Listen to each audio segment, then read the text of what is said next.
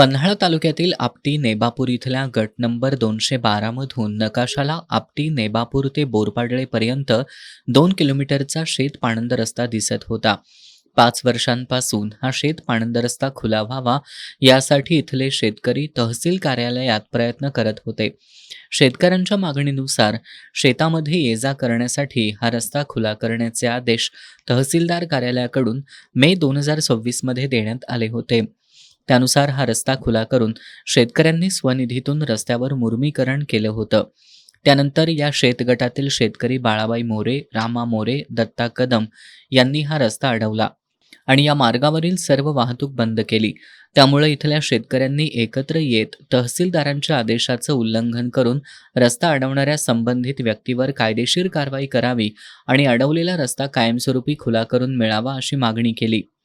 साधारणतः 5 वर्षापासून ज्या रस्त्यासाठी हे सगळे शेतकरी आणि आम्ही लढत होतो, ती रस्ता आम्हाला 12 मे रोजी तहसीलदार यांनी आदेश काढून खुला करून दिला. पण त्या रस्त्याला आज एका शेतकऱ्यांनी अडवलंय आणि त्यामुळे आता संपूर्ण हा जवळजवळ 2 किलोमीटरच्या रस्त्यासाठी लोकांना कुठलीही सोय नाही. पूर्णपणे रस्ता एक 200 फुटासाठी 2.5 किलोमीटरचा रस्ता अडवला गेलेला आहे.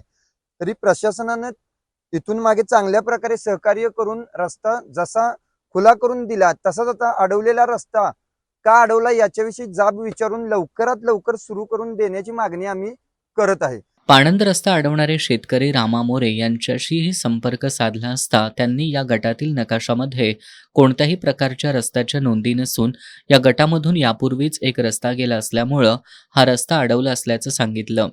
आपला गट 212 असून आपल्या गटामध्ये गाव नकाशाला कोणत्याही प्रकारच्या रस्त्यांच्या नोंदी नाही. सदरच्या गटामधून गेली 15 ते 20 वर्षापासून दक्षिण उत्तर असा एक रस्ता आपण दिलेला आहे.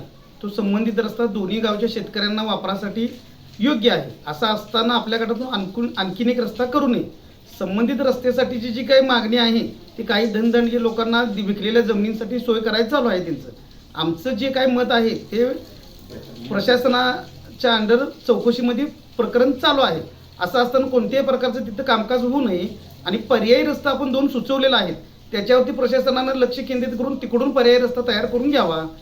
एका शेतकऱ्याच्या गटातून 2 रस्ते कितपत योग्य आहे असं करणं आमचं एवढंच मत आहे. आमचं आधीच क्षेत्र कमी आहे, त्यात आणि जर दोन्ही रस्ते मिळून म्हटले तर माझ्या पूर्ण रानाचे 4 भाग होतात.